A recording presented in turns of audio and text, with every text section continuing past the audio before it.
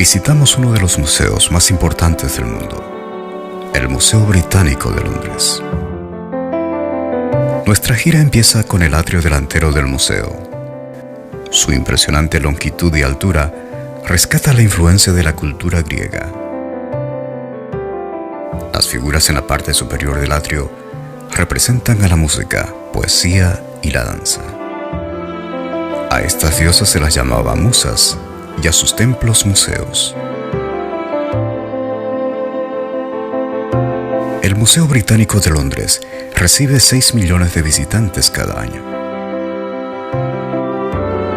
Tanto la biblioteca del Museo Británico como el museo en sí abrieron sus puertas al público en 1759. Sin embargo, en 1997, la biblioteca, llamada Biblioteca Británica, se trasladó a un nuevo edificio cercano y se llevó 12 millones de volúmenes, así como decenas de miles de manuscritos y sellos. La mudanza permitió que el Museo Británico se ensanchara y utilizara una plaza interior inaccesible al público por unos 150 años. El centro de atención de la desalojada plaza, conocida como el Gran Patio, era el edificio abovedado de la sala de lectura. Desde su apertura en 1759, fue un refugio para investigadores de todo el mundo. Personajes como Mohandas Gandhi, Charles Darwin y Carlos Marx, entre otros, trabajaron en la silenciosa intimidad de la prestigiosa biblioteca. El gran patio en el que se encuentra la sala de lectura está cubierto por una magnífica cúpula de 800 toneladas de peso, que consta de más de 3.300 piezas triangulares de cristal, montadas sobre una estructura de acero.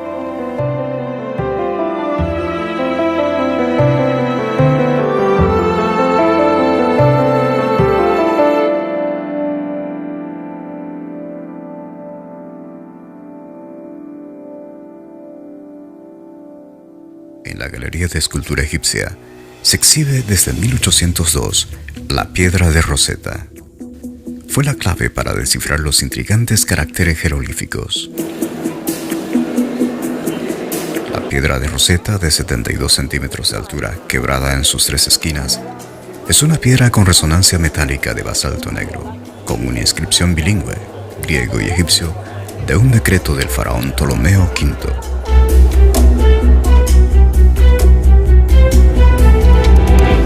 Gracias al inglés Thomas Young, al francés Jean-François Champollion y otros estudiosos de la escritura del Antiguo Egipto, la piedra de Rosetta es considerada hoy una joya de la historia del lenguaje y la transcripción.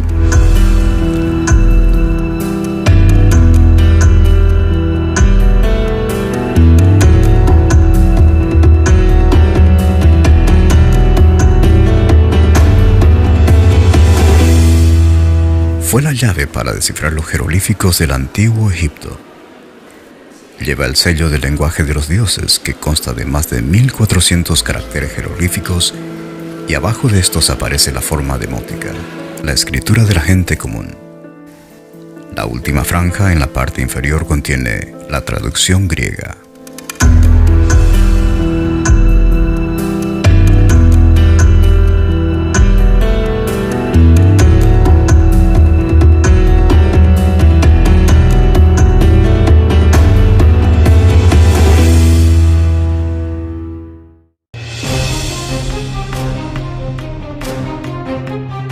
Entramos con anhelo en el museo mismo y subimos a la sala babilónica. Tiene exhibidos objetos que se desenterraron en Ur, la ciudad natal del patriarca hebreo Abraham. Note esta magnífica prenda para la cabeza de hojas de haya de oro entretejidas. Hubo un tiempo en que aquellos aretes grandes de oro en forma de media luna pendían de las orejas perforadas de algunas mujeres caldeas.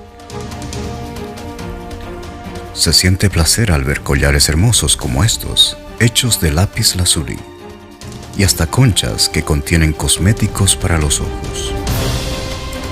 Se hallaron estos objetos en la tumba de una reina. En la tumba junto con ella había varias de sus sirvientas, las habían enterrado vivas con la reina muerta. Se consideraba un honor el poder acompañar a su regia ama y servirle en el más allá. Las excavaciones que hizo Sir Leonard Bully indican que dicha ciudad estaba en la cúspide de su poder y prestigio cuando Abraham partió de allí hacia Canaán en 1943 a.C. Su templo en forma de zigurat es el mejor conservado de todos los que se han encontrado. Las tumbas reales de Ur proveyeron abundancia de objetos de oro y joyas de gran valor artístico. Además, se encontró un hacha pequeña de acero, no meramente de hierro. Los caldeos conocían el secreto de la aleación del acero hace ya 4000 años y murieron con su secreto. La civilización caldea fue centro de comercio mundial con una población cosmopolita. En los tiempos de Abraham, la ciudad tenía escuelas para niños que aprendían a escribir y llevar cuentas. Excavaciones revelaron que los arquitectos de Ur habían usado la columna, el arco, la bóveda y la cúpula. Sus artesanos producían exquisitos adornos enjollados, arpas de elaborado diseño y dagas con hojas de oro puro. En varios hogares los arqueólogos descubrieron que en Ur ya se usaba el sistema de alcantarillado. Desenterraron cañerías de arcilla horneada que descendían a grandes fosas de desagüe que tenían 12 metros de profundidad.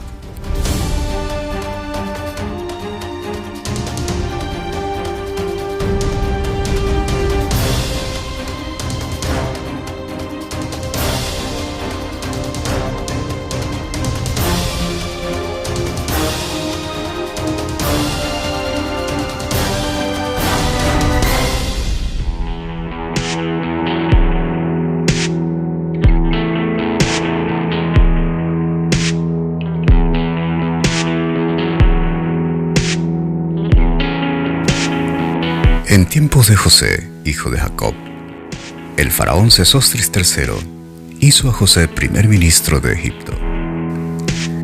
José, hijo de Jacob, descendiente de Abraham, fue llevado a Egipto.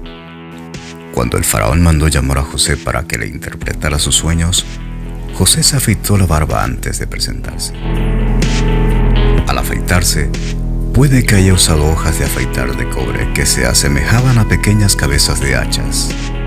Y es posible que José haya usado un espejo de metal pulido como este, hecho de cobre. José le dijo al faraón que Egipto iba a experimentar 7 años de abundancia seguidos por 7 años de hambre. Al nombrar a este hebreo como segundo gobernante del país, Faraón le dio a José su propio anillo de sellar, lo vistió con prendas de vestir de lino fino y colocó un collar de oro alrededor de su cuello. Apropiadamente, nos detenemos para admirar algunos anillos de sellar y hermosos collares de oro egipcios.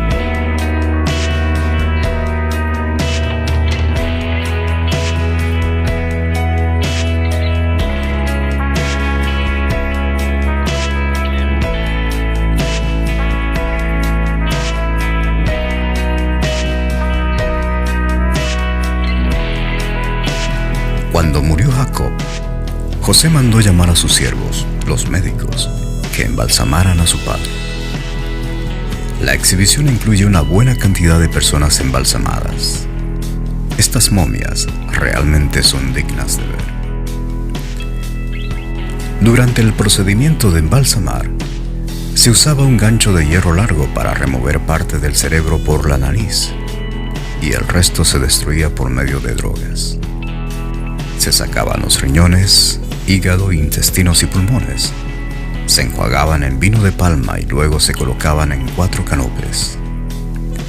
Este vino de palma también se usaba junto con hierbas fragantes y especias. Luego se remojaba el cadáver en natrón, carbonato sódico, puesto que el natrón absorbe agua. En el transcurso de muchos días deshidrataría el cuerpo. Por fin, envolvían el cadáver entero con vendas de lino limpias. se aplicaba betún caliente entre algunas de las capas de vendas. De paso, se llama momia al producto completo, porque la palabra egipcia para betún es mumilla. Requería conocimiento de la anatomía y química para preparar una momia, y esto vindica la declaración bíblica de que los médicos embalsamaron a Israel o Jacob.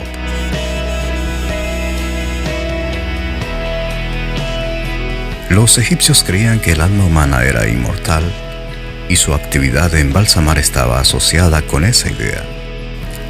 La religión egipcia también abrazó trinidades de dioses, así como la adoración madre y niño. La cruz egipcia, la cruz ansata, indica adoración sexual. Este símbolo representa los órganos sexuales del varón y hembra unidos, y creían que era la clave de la vida. Se creía que los hijos de los faraones descendían de Amón-Ra, representado por un carnero. Se veneraban las criaturas marinas, voladoras y terrestres, y cuando los animales sagrados morían, se les momificaba.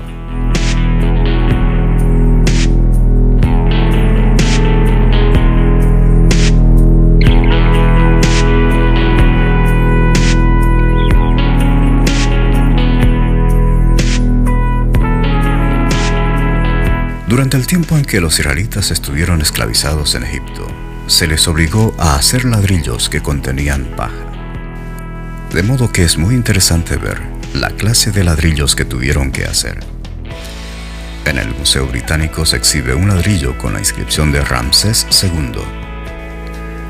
Todo ello nos hace recordar el duro trabajo al que fueron sometidos los israelitas, según se describe en el libro de Éxodo.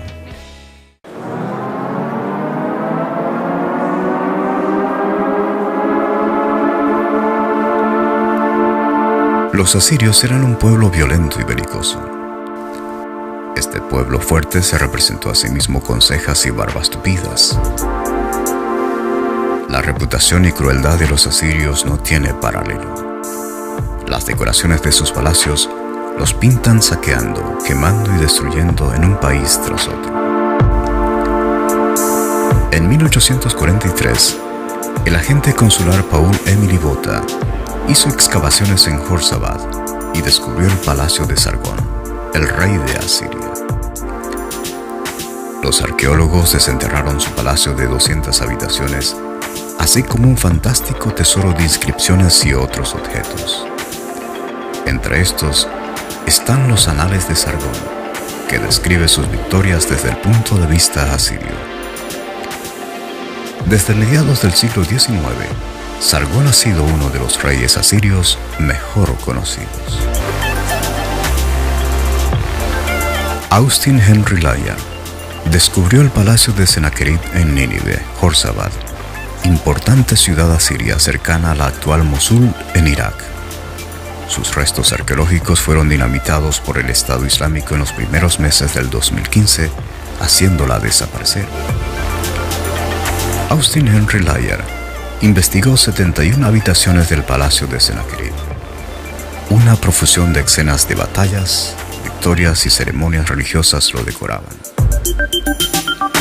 El prisma de Taylor, que está en el Museo Británico, describe los Anales de Sennacherib, informes anuales de acontecimientos registrados en cilindros o prismas de arcilla.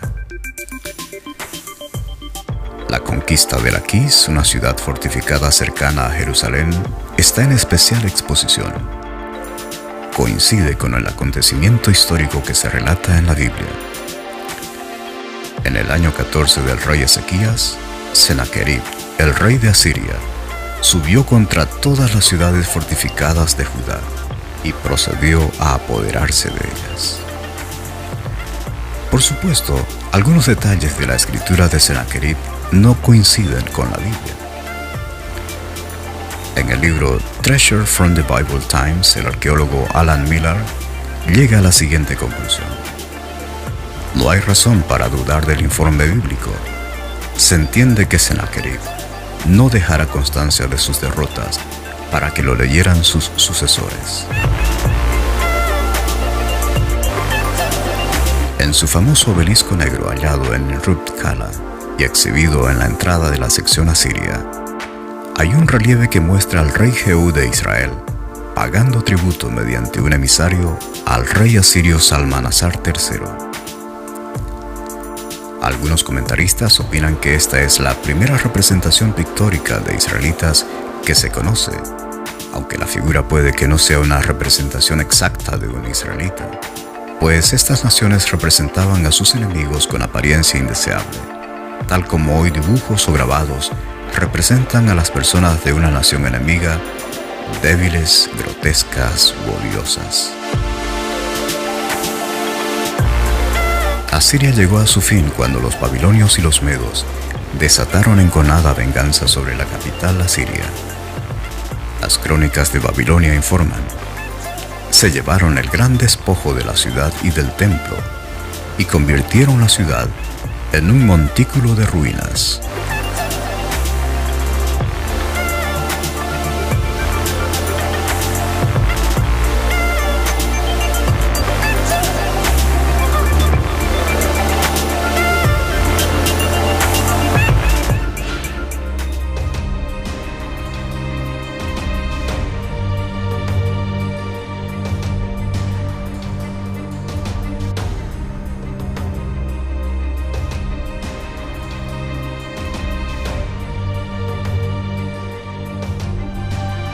Babilonia, famosa por sus jardines colgantes, una de las maravillas del mundo antiguo. Estaba situada a unos 80 kilómetros al sur de Bagdad, en Irak. En la cúspide de su esplendor como nación, gobernó el rey Nabucodonosor II, quien hizo de ella una ciudad impenetrable por sus murallas. La gran vía principal estaba pavimentada, y los muros que la flanqueaban se hallaban decorados con leones, dragones y toros, emblemas de los dioses a los que se honraba.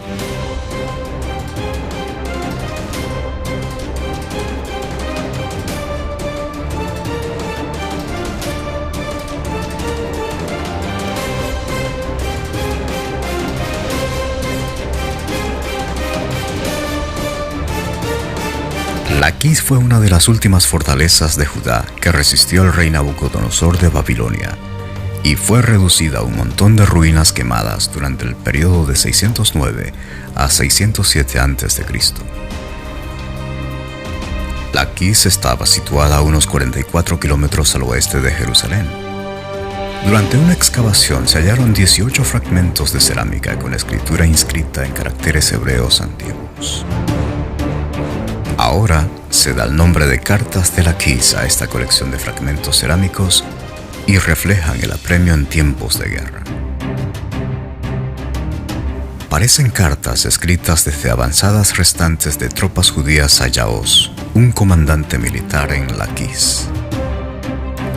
Una de estas, la número 4, dice, en parte, que Yahvé, tetragrámaton para la palabra Jehová, permita que mi señor oiga aún ahora noticias de bien.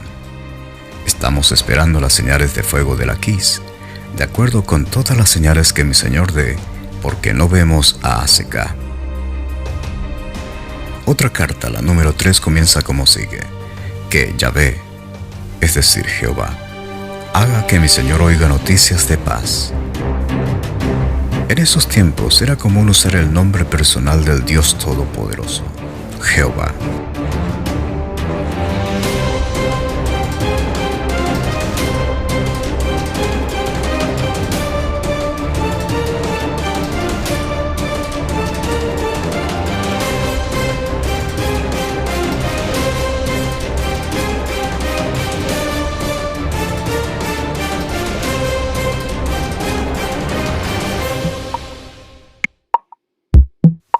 Entramos a la sala de exposición persa. Los persas desarrollaron un vasto imperio que gobernó el mundo de su época por casi 200 años. Los persas eran conocidos debido a su política de tolerancia religiosa. Ciro, fundador del imperio persa y conquistador de Babilonia, pasó a la historia como Ciro el Grande. Según un documento cuneiforme conocido como el Cilindro de Ciro, Después de conquistar el imperio babilonio en 539 a.C., el texto traducido en parte dice: Soy Ciro, rey del mundo, gran rey de los cuatro extremos de la tierra. Devolví a los habitantes a sus ciudades sagradas, y les devolví sus solares. El cilindro de Ciro da a conocer que los pueblos cautivos volvieron a sus lugares de origen, incluyendo a los judíos que estuvieron cautivos en Babilonia por 70 años.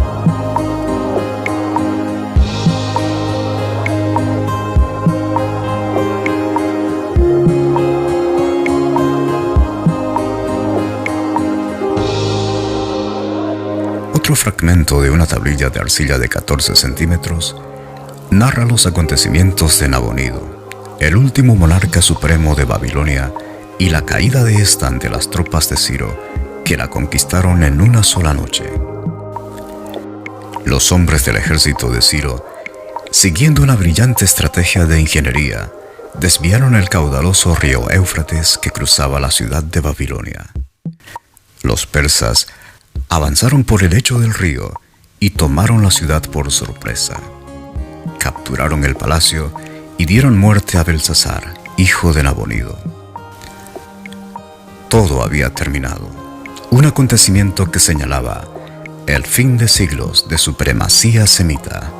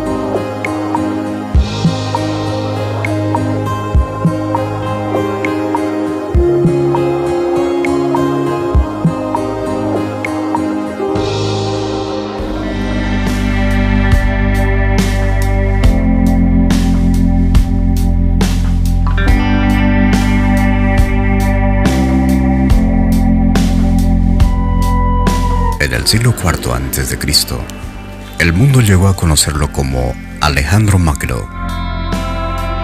Cuando contaba 20 años de edad, heredó el trono de Macedonia tras el asesinato de su padre, Filipo.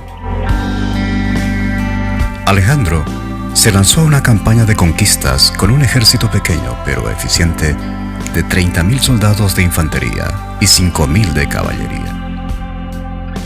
Aquel mismo año, obtuvo su primera victoria sobre los persas en el río Gránico, en el extremo noroeste de Asia Menor, hoy Turquía.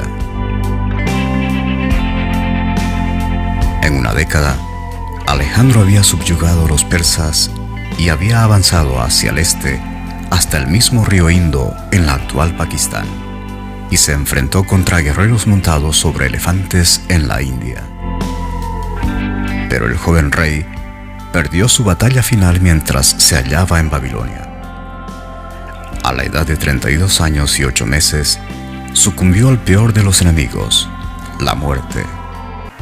Pero sus conquistas habían convertido a Grecia en potencia mundial.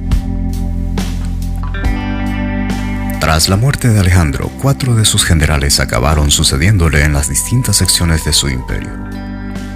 Casandro se hizo con el dominio de Macedonia y Grecia. Lisímaco consiguió Asia Menor y Tracia. Seleuco I recibió Mesopotamia y Siria, y Ptolomeo Lago obtuvo Egipto y Palestina.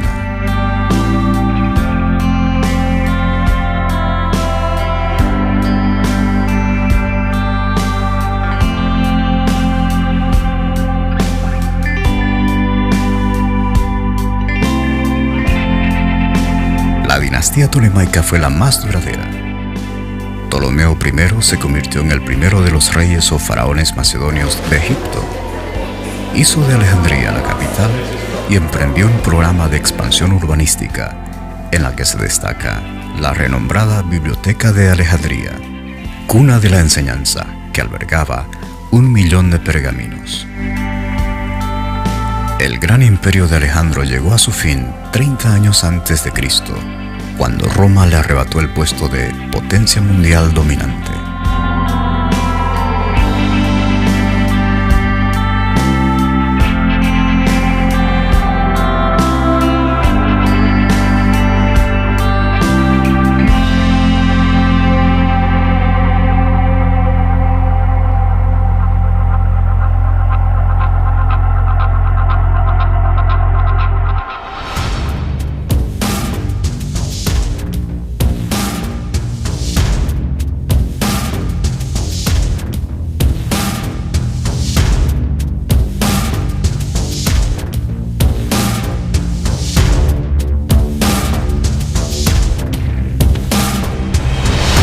Finalizamos nuestra visita entrando en la sección de Roma. Roma llegó al pináculo de su gloria bajo los Césares. En su auge, este poderoso imperio se extendió desde Gran Bretaña hasta Egipto y desde Portugal hasta Mesopotamia, la tierra de la antigua Babilonia. César Augusto era emperador cuando nació Jesús y gobernó hasta el año 14.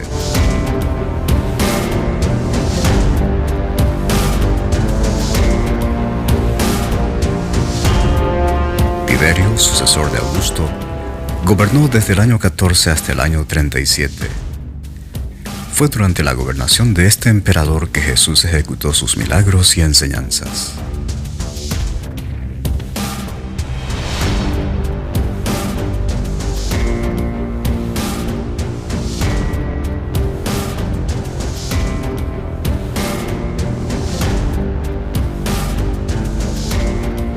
El denario, moneda romana de plata, llevaba una efigie de César y era la moneda de capitación que los romanos exigían a los judíos.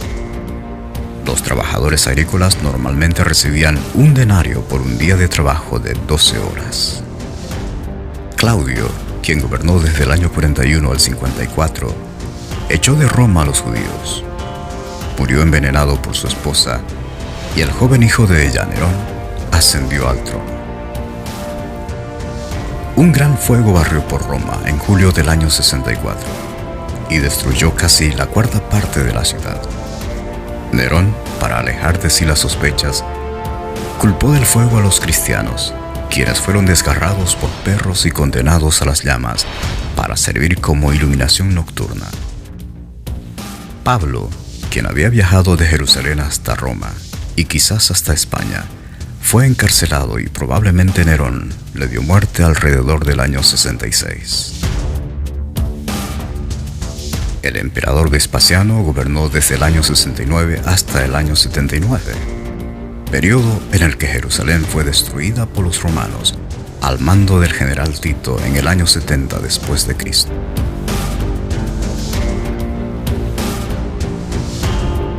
Tito mismo sucedió a su padre e inauguró el famoso Coliseo de Roma, donde los cristianos perecieron desgarrados por las fieras. Y el hermano de Tito, Domiciano, quien gobernó desde el año 81 al 96, continuó la persecución oficial de los cristianos.